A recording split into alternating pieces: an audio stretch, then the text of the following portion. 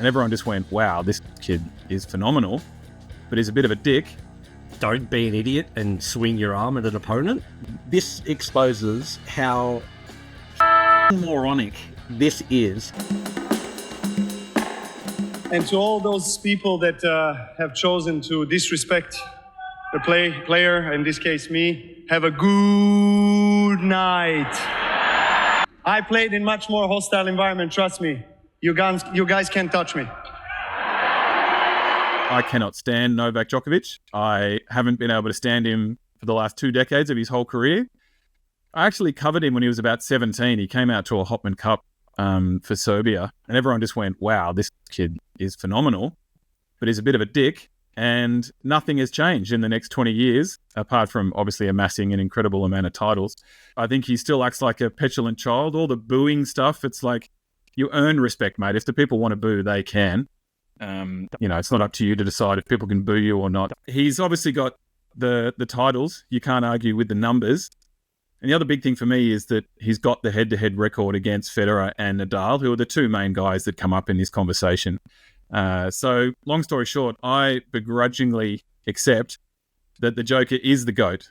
In the GOAT conversation, it's so nuanced in the fact of it's not just the numbers, it's everything that goes into it. And when you factor in how they played on court, how many titles they won, it also does come back to how much they were loved. And unfortunately for Novak, and I'm probably going to cop heat for it, you either love him or you absolutely detest the bloke. There's no middle ground with Novak.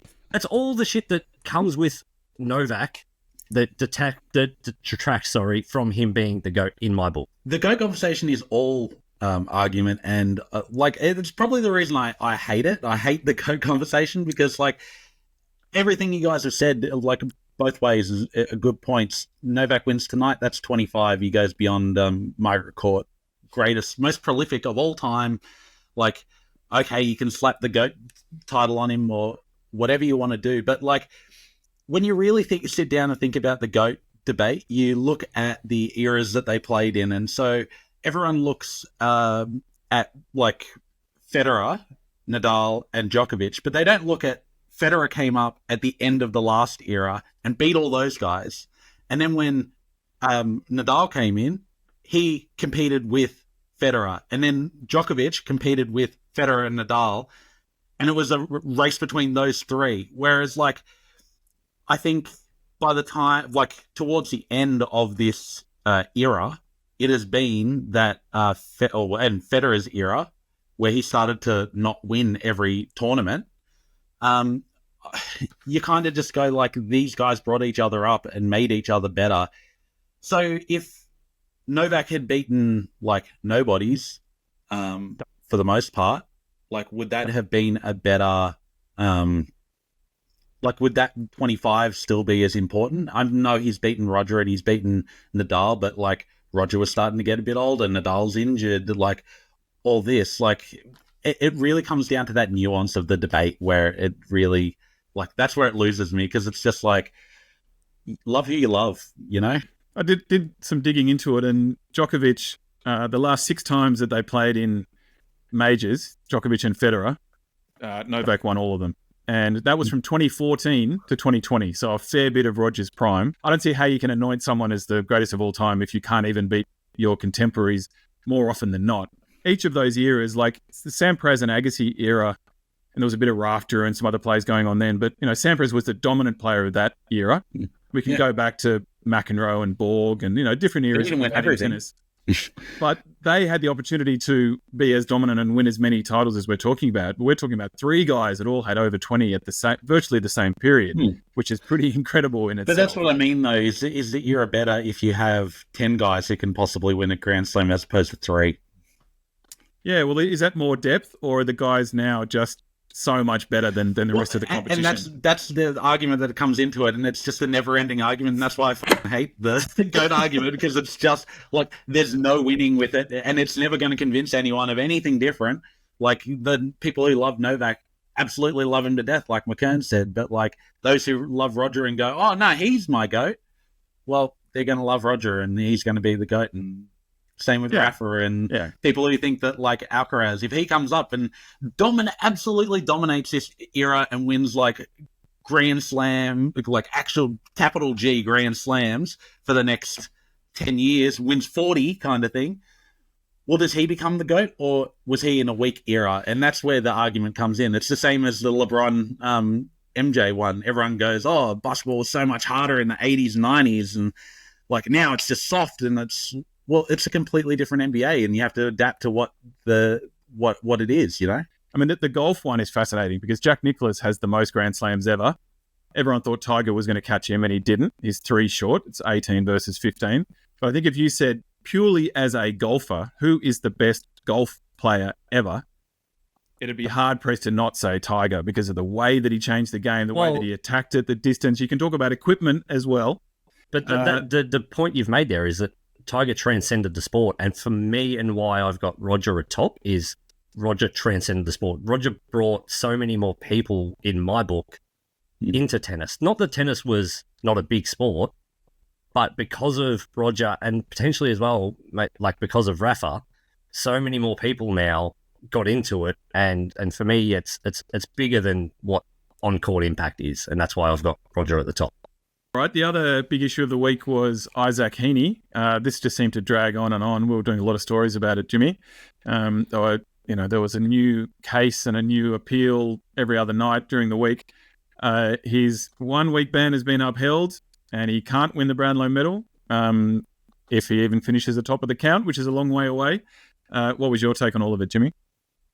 Don't be an idiot and swing your arm at an opponent was pretty much my main takeaway from seeing the footage. Like, yes, the AFL is coming down a lot harder on these innocuous seeming sort of acts, but when you've got a defender on your hip and you're trying to create separation, you do not need to forcibly swing your arm back. And it's not Jimmy Webster's fault that he was leaning down a little bit and copped it in the nose. Like, if you're trying to break someone's arms away, that's just a brush behind motion. Heaney swung the forearm back. Like, don't do stupid acts and then expect to get away with it. And, like, it dragged on for so long. And I get what Sydney are trying to do. They're trying to clear him because they don't want him to miss a game. But if you're trying to clear him because, he might win the Brownlow, that's idiotic. He's not going to win the Brownlow. Yes, granted, by about round 10, Heaney's probably going to have about 20 votes on the board and be a long way out in front. But I don't think he's probably polled a vote for the last month, 5 weeks sort of thing. Like, Errol Goulden and Chad Warner are taking all the votes from him and are going to surpass him, as are a bunch of other players. So I get why Sydney fought so hard to clear his name, but it's the age-old adage. Around, find out. And that's what Heaney did. Yeah, but with the Brownlow thing, you don't know how they're actually doing it. So, like, in the NRL, like, it feels like every week Nico Hines gets 3 points, whether they win, lose, or draw by... Yeah, whatever happens, Nico Hines gets 3 points. But, so you don't know if they were just going to give Heaney the Brownlow buffer points. But, like, honestly, is that what the game is down to? Like, is that AFL? Like, that a little, like, touch of blood coming out the guy's nose, like, that is what costs a guy a week? Like, that's not a fine? Okay.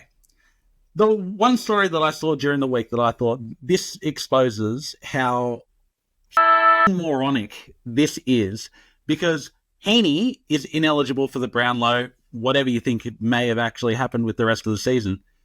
Jimmy Webster, who got suspended for 7 weeks and missed the first, 6 weeks of the season for, decapitating a guy, basically, he is still eligible for the Brownlow.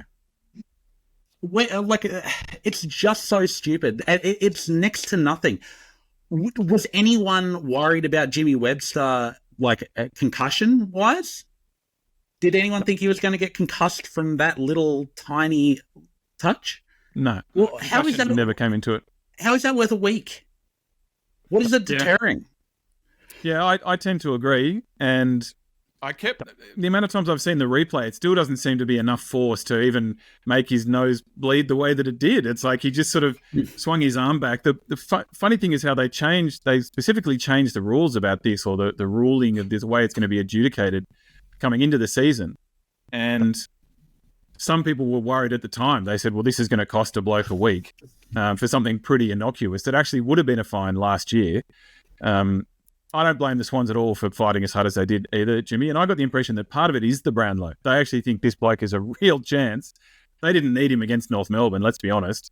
I think part of it was keeping him eligible for the award, the medal. The other thing I wanted to say is that the Swans lost the social media battle as well, or the PR battle. I mean, it's such a different way that the Swans and the Giants approach things, but the Giants try to needle you, and they love to use social media and be little smartasses. And, you know, they're in a rugby league market. They're doing all they can to get fans and support and whatever. And most of us tend to enjoy their social media accounts.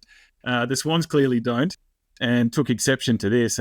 But just say nothing, Tom Harley. Don't get involved in it. And we've had a story every day since with people then reacting. Jonathan Brown today was reacting to Tom Harley. The Swans haven't come out looking great on that side of it. They could have just left it and people would have gone, oh, well, shame for Heeney. Don't blame the Swans for having a crack. Now people are like, oh, get off it, Swans. We're sort of sick of sense of humour. Yeah, lighten up. All of them seem like boomers now. Like, I think one of the comments you used in one of your yarns was "okay, boomer," and it's like 100%. You just seem like the 150-year-old club compared to the bright young upstart who's actually in the social media era. The other thing is that Heeney looked like someone had died. He was like he was at a wake or something. Like it was such a big deal. It's like, dude, you've got a week. It's okay. We know you loved your almost impeccable record, but, you know, play on next week. Try to win a flag. It's going to be a bit bigger thing. And you're going to have another half a dozen years to try to win a Brownlow medal.